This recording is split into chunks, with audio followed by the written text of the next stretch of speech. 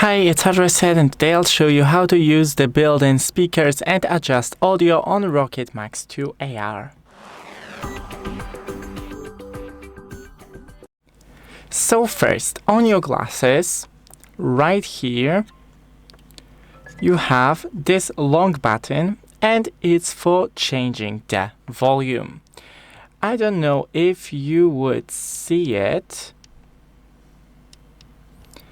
No, but clicking this button will turn the volume down or up.